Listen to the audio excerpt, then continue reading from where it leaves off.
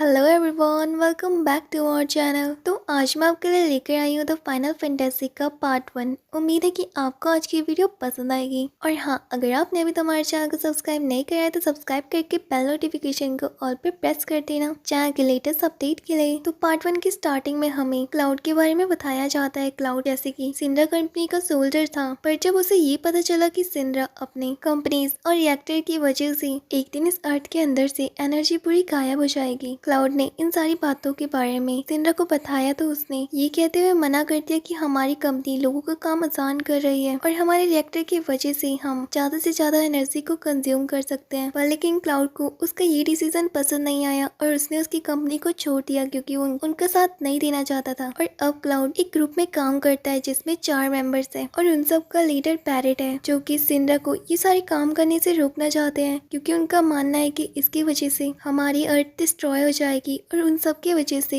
अर्थ के अंदर से एनर्जी सोर्सेज भी गायब हो जाएंगे। इसलिए अब उन सबका सबसे पहला मिशन होता है कि वो मार्कर रिएक्टर को जाकर ब्लास्ट कर दे। तो एपिसोड की स्टार्टिंग में हमें सिंड्रा कॉर्पोरेशन के रेलवे साइड का सीन दिखाया जाता है, जहाँ पर एक बॉडीगार्ड पहरा दे रहा होता है, लेकिन तभी वो देखता है कि उसका दोस्त गायब है। और जब वो वहाँ चेक करने जाता है तो कोई पीछे से आकर उसे मार डालते हैं, जिसमें से फीमेल का नाम जैसी होता है और मेल का बिग्स और मोटी वाली का वेज, जो कि पैरेट के ग्रुप के सोल्जर्स है। और फिर तभी वहाँ पर क्लाउड की एंट्री होती है और वो बाहर के सारे कार्ड्स को मार के कंपनी के अंदर घुस जाते हैं। दूसरी तरफ हम जैसी और पिक्स को देखते हैं, जो कि पासवर्ड तोड़ने की कोशिश कर रहे होते हैं। जैसी पिक्स से पूछती है कि क्या क्लाउड भी अब हमारे साथ ही काम करेगा, लेकिन हम क्लाउड को देखते हैं जिससे कि वह बात करने की कोशिश कर रहा होता है, पर वो उससे बहुत ज्यादा रूडली बिहेव करता है और कहता है कि मैं यहाँ पर सिर्फ और सिर्फ पैसों के लिए काम कर रहा हूँ, तो इसलिए हमें अपने काम में ध्यान देना चाहिए। अब उन सबको क्लाउड का ऐसा बिहेवियर बिल्कुल भी पसंद नहीं आता है। तभी जैसी भी वहाँ पर लॉक को तोड़ देती है और वो सबके साथ अंदर चले जाते हैं, लेकिन बिग क्लाउड को वहीं पर ही रोक देता है और कहता है कि तुम उन सबको संभालो, तब तक हम लॉक तोड़ते हैं। और फिर तभी वहाँ पर सोल्जर्स और एक अजीब सा जानवर आ जाता है जिसके साथ क्लाउड फाइट करता है और उन सबको भी हरा देता है। लेकिन जब क्लाउड अंदर आता है तो पैरेट उसे डांटता है और कहता है कि तो तुम यहाँ पर सिर्फ और सिर्फ पैसों के लिए काम करना चाहते हो ना, तो यहाँ से चले जाओ, हमें तुम्हारी कोई भी जरूरत नहीं है। अगर तुम्हें हमारे ग्रुप के लोगों से ऐसी बातें करनी है तो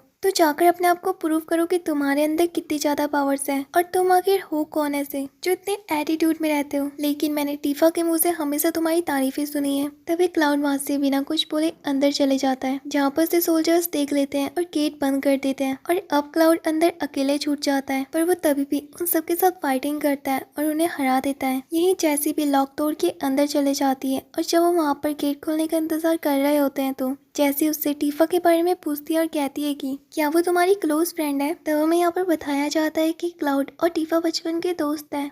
और यही पैरेट भी क्लाउड से काफी ज्यादा गुस्सा होता है, इसलिए वो उसे धक्का देकर अंदर चले जाता है। लेकिन जब तक वो उसे बता पाता तब तक गेट खुल जाता है और वो अंदर चले जाती है। अब इन सब पर नजर रख रहा होता है सिंड्रा कंपनी का प्रेसिडेंट हैमस और हैडिकर हैमस को बताता है कि मैंने क्लाउड के बारे में बहुत ज्यादा सुना है, वो काफी ज्यादा पावरफुल है और हमारे पास इतनी पावर्स नहीं है कि हम उसे हरा सके। और यही दूसरी तरफ वो सबके सब मार्को रिएक्टर के सामने आ जाते हैं और वहाँ पर एक्सप्लोजन करने वाले होते हैं, पर पैरेट क्लाउड को कहता है कि वो अपने आप को प्रूव करने के लिए इस बम को वहाँ पर सेट करके आए। लेकिन जब क्लाउड वहाँ पर जाता है तो उसे वहाँ पर सेफेनॉथ का पंख दिखता है और जिस कारण उसका माइंड से कंट्रोल छूटने लग जाता है, लेकिन वो अपने आप को कंट्रोल करके 20 मिनट का टाइमर सेट कर देता है। यही दूसरी तरफ प्रेसिडेंट भी अपनी सारी सिक्योरिटी को ऑन कर देता है, जिस कारण एक बड़ा सा मैकेनिज्म बाहर आता है, पर वो तीनों के तीनों अपनी पूरी कोशिश करते हैं और उसे हरा देते हैं। अब उनके पास समय बहुत ज्यादा कम था, अगर वो यहाँ से नहीं निकलते तो मार्को रिएक्टर के साथ वो भी वहीं पर ही फट जाते। लेकिन तभी क्लाउड देखता है कि जैसी के ऊपर एक पत्थर गिर जाता है, जिस कारण वो वहीं पर ही फंस जाती है, पर क्लाउड आकर उसे बचा लेता है और वो सबके सब वहाँ से बाहर निकल जाते हैं। प्रेसिडेंट उन्हें रोकने की काफी कोशिश करता है, बट वो सक्सेसफुली वहाँ से निकल जाते हैं और मार्को रिएक्टर में भी बहुत बड़ा ब्लास्ट हो जाता है। और फिर हम उन 5 को दिखते हैं जो कि अपना मिशन कंप्लीट होने में काफी ज्यादा खुश होते हैं। लेकिन तभी वहाँ पर पूरी बिल्डिंग हिलने लग जाती है और वो सबके सब वहाँ से बाहर निकल जाते हैं। बैरेट उन सबसे कहता है कि ये तो सिर्फ और सिर्फ शुरुआत है और हमें अफसोस मनाने की कोई भी जरूरत नहीं है, और अगर हमें अपने प्लान को बचाना है तो हमें थोड़े बहुत सेक्रीफाइस तो करने ही होंगे। चाहे अपने प्लानिंग को बचाते बचाते हमें अपनी लाइफ भी क्यों ना देनी पड़े। तो क्या तुम सबके सब मेरे साथ इस प्लानिंग को बचाने के लिए तैयार हो, जिसमें वो सबके सब एग्री हो जाते हैं। अब पिक्स पैरेट से नेक्स्ट मिशन के बारे में पूछता है कि अब हमें क्या करना है, जिस पर पैरेट कहता है कि सबसे पहले हम सबको अपने अपने घर जाना चाहिए, जिस पर वो सबके साथ खुश हो जाते हैं और वहाँ से चले जाते हैं। तभी जब क्लाउड रास्ते से जा रहा होता है, उससे वहाँ पर जैसी रोक देती है और कहती है कि ये मटेरियल मेरी तरफ से तुम्हारे लिए, कि तुमने मेरी जान बचाई थी ना। क्लाउड उससे कहता है कि मैं सिर्फ उसे अपना काम कर रहा हूँ, इसलिए मुझसे दूर ही रहो। जैसे उससे कहते कि तुम वाकई में बहुत ज्यादा सोचते हो, मैं जानती हूँ, पर तुमने मेरी जान बचाई है तो इसलिए इसे एक गिफ्ट समझ के ही रख लो। लेकिन जैसे कि ज्यादा जिद करने पे क्लाउड उसे अपने पास रख देता है और उसे थैंक्स कहता है। अब जैसे भी वहाँ से चले जाती है और कहती है कि मेरे पास तुम्हारे लिए एक और चीज है, पर वो मैं तुम्हें उसके बारे में बाद में बताऊंगी। और वो वहाँ से उसे बाय कहते हुए चले जाती है। लेकिन जब क्लाउड रास्ते से जा ही रहा होता है, तभी वो देखता है कि बिल्डिंग में पूरी आग लग चुकी है और लोग इधर उधर भाग रहे हैं। लेकिन तभी उसकी तबीयत खराब होने लग जाती है और उसे सेफिनॉल की प्रेजेंस महसूस होती है। और फिर अचानक से उसके सामने आग कुछ ज्यादा ही बढ़ जाती है और फिर तभी वहाँ पर सेफिनॉल भी आ जाता है। पर लेकिन कुछ ही सेकंड में उसका विजन टूट जाता है और वो वहाँ से चले जाता है और सोचता है कि ऐसा कैसे हो सकता है। लेकिन वो आगे जाकर फिर से सेफिनॉल से टकरा जाता है, जिसको देखकर वो काफी ज्यादा घबरा जाता है। लेकिन जब तक वो अपना मूव करता तभी सेफिनॉल वहाँ से जाने लगता है। अब क्लाउड भी उसका पीछा करते करते एक पुरानी बिल्डिंग की तरफ जाने लगता है। तभी सेफिनॉल उसके सामने आ जाता है और कहता है कि वो दिन दूर नहीं है जब मेरी मुलाकात तुम्हारे साथ होगी,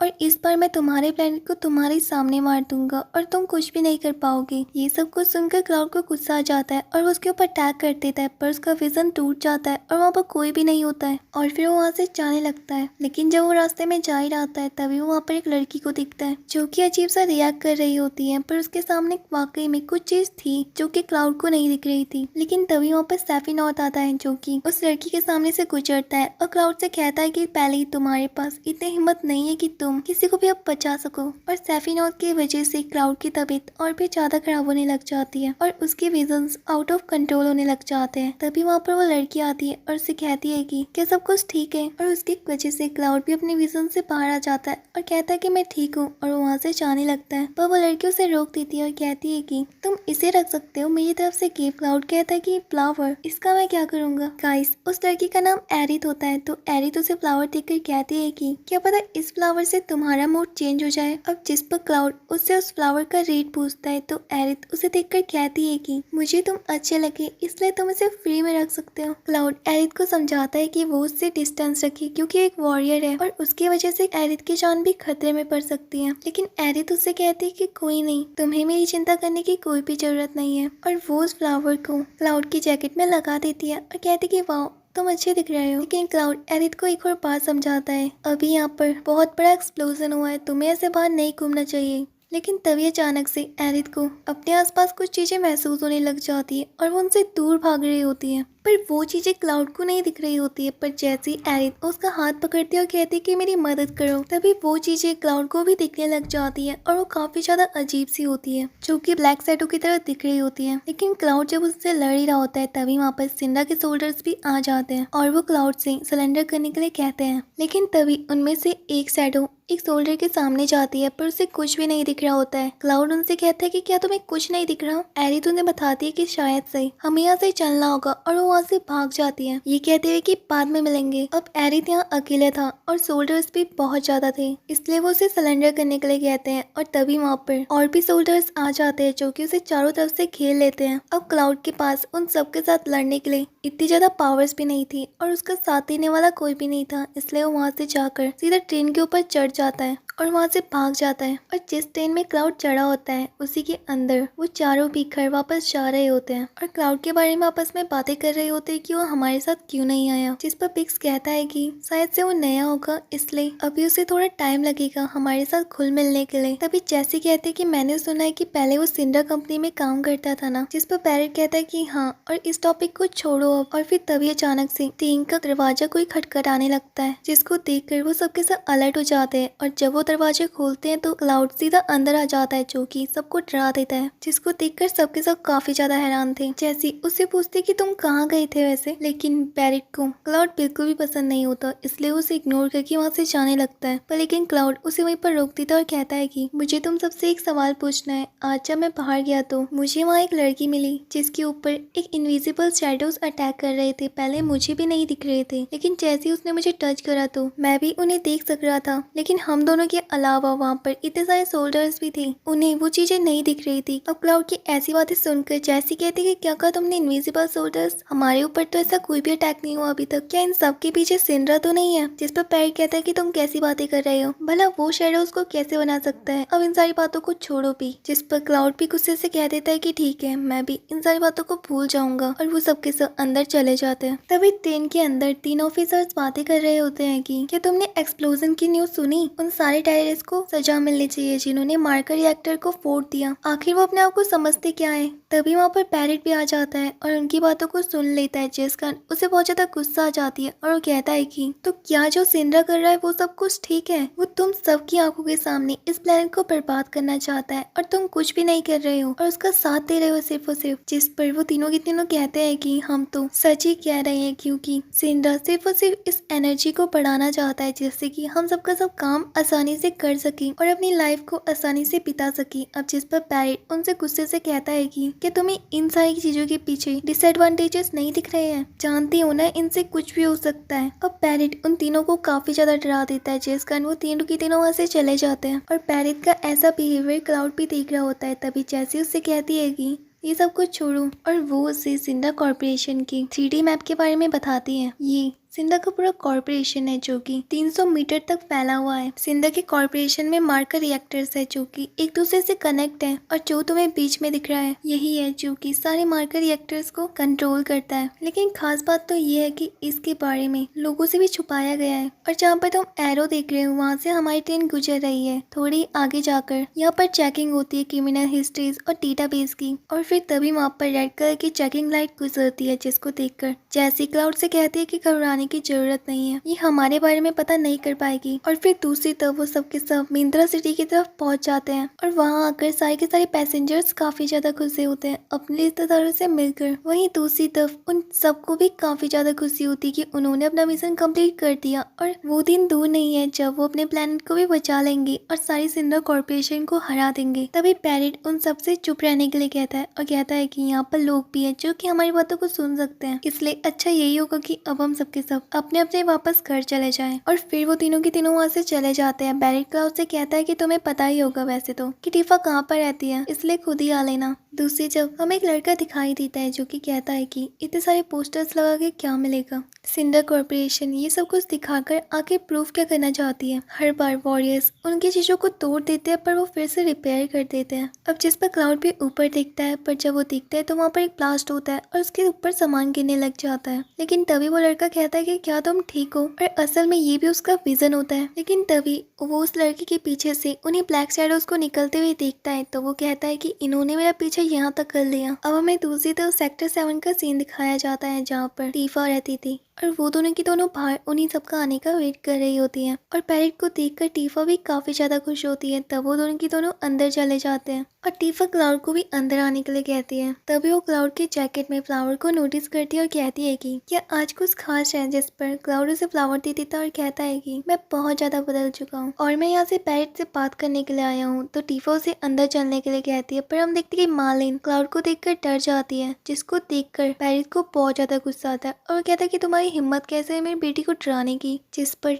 मार्लिन उससे कहती है कि डैडी हमें स्ट्रेंजर से बातें नहीं करनी चाहिए। अब पैरेट उसके पास आता है और कहता है कि हाँ चलो तुम छोटी हो ना, इसलिए तुम्हें आराम करना चाहिए। और फिर वो उसे लेकर अंदर चले जाता है। और यही टीफा भी क्लाउड से कहती है कि मैं तुम्हारे लिए क्या कर सकती हूँ, जिस पर क्लाउड कहता है कि मुझे सिर्फ उसे अपने पैसे चाहिए। जिस पर टीफा कहती है कि चलो बाहर चल के बात करते हैं, और फिर वो उसे अपने साथ बाहर ले जाती है। और बाहर निकलती टीफा क्लाउड से कहती है कि अभी मेरे पास 2000 रुपए तो नहीं है, सिर्फ 500 है। मैं यहाँ पर काम करती हूँ और फिर कुछ पैसे कमाती हूँ, जब मेरे पास पैसे हो जाएंगे तो मैं तुम्हें लौटा दूंगी, पर आज रात को रुकने के लिए मेरे पास तुम्हारे लिए वाला एक होटल है, मीन तुम वहाँ पर रह सकते हो जहाँ पर मेरी आंट रहती है और वो बहुत ज्यादा अच्छी भी है, वो तुमसे किराया भी नहीं लेगी और वो उसे अपने साथ चलने के लिए कहती है। और फिर हम देखते कि टीफा उसे अपनी आंट के किराए के घर में ले आती है और कहती है कि आज रात तुम यहाँ पर रुक सकते हो, ये रूम तुम्हारा है। अब क्लाउड उससे दूसरे रूम के बारे में पूछता है, जिस पर टीफा कहती है कि मैं उसके बारे में तुम्हें कल बताऊंगी, वैसे आज यहाँ पर कोई भी नहीं रहता है। क्लाउड जब रूम को चेक करने जाता है तो टीफा भी वहाँ पर आ जाती है और कहती है कि उम्मीद है कि तुम्हें ये रूम पसंद आएगा,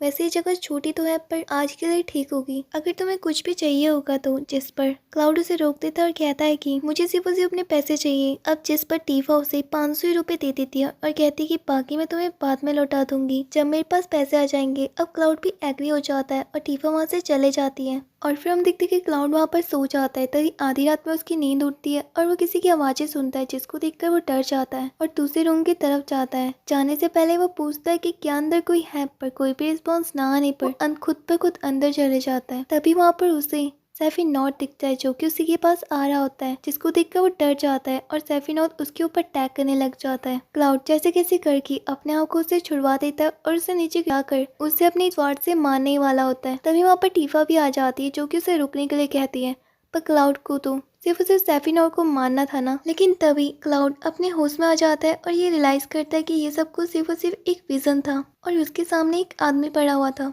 जो कि काफी ज्यादा बीमार था। टीफा उस आदमी को उठाती है और कहती है कि प्लीज उसे गलत मत समझना, वो बुरा आदमी नहीं है। लेकिन क्लाउड उसके हाथ में एक नंबर को नोटिस करता है, पर तभी टीफा उससे बाहर जाने के लिए कहती है और फिर क्लाउड अपने रूम में चले जाता है। अब हमें सुबह का सीन दिखाया जाता है जहाँ पर क्लाउड अपने रूम से बाहर आता है तो उसे वहाँ पर मकान मालिक मिलती है जो कि उससे कहती है कि मैं जानती हूँ तुम क्लाउड हो ना जिसको टीफा यहाँ पर लेकर आई थी। उम्मीद है कि तुम्हें नींद अच्छे से आई होगी, है ना। पर मैं तुम्हें एक बात बता दूं कि टीफा मेरी ग्रैंड डॉटर है और अगर तुमने कभी भी उसे परेशान करा तो मैं तुम्हें बिल्कुल भी नहीं छोड़ूंगी। जिस पर क्लाउड कहता है कि ठीक है और फिर वो वहाँ से निकल जाता है और सीधा टीफा के घर जाता है, जहाँ पर टीफा उसे कहती है कि तुम आ गई और वो उसे अपने साथ चलने के लिए कहती है और वो उसे एक शॉप में ले जाती है जहाँ पर वो काम करती थी। तभी उनका लीडर उसे पैसे देता है और फिर वो घर वापस आ जाते हैं। रास्ते में टीफा क्लाउड से बताती है कि मेरी आंट मेरे लिए बहुत ज़्यादा सिंसियर है, इसलिए मैं तुमसे कह रही हूँ कि तुम मुझसे अच्छे से बातें करना और प्लीज ऐसा कुछ बिहेवियर मत करना कि वो नाराज हो जाए। जिस पर क्लाउड कहता है कि ठीक है। और घर जाते ही वो लेडी टीफा को देखकर तो खुश होती है, पर क्लाउड को देखकर कहती है कि तुम इसको वापस लेकर आ गई। और वो क्लाउड से कहती है कि तुम्हें मेरी बेटी का अच्छे से ख्याल रखना चाहिए, अगर उसे किसी भी चीज की परेशानी हुई तो मैं तुम्हें कभी नहीं छोड़ूंगी। जिस पर टीफा कहती है कि आंट मैं अपनी रक्षा खुद भी कर सकती हूँ, पर ये क्लाउड है, मुझे उसे कुछ पैसे लौटाने हैं। जिस पर आंट समझ जाती है और उसे पैसे दे देती है। लेकिन जब वो घर के सामने पहुंचते तो देखती कि घर के बाहर बहुत ज्यादा भीड़ लगी हुई थी, इसका मतलब कुछ ना कुछ तो गड़बड़ है। तभी घर के अंदर से एक लड़का बाहर आता है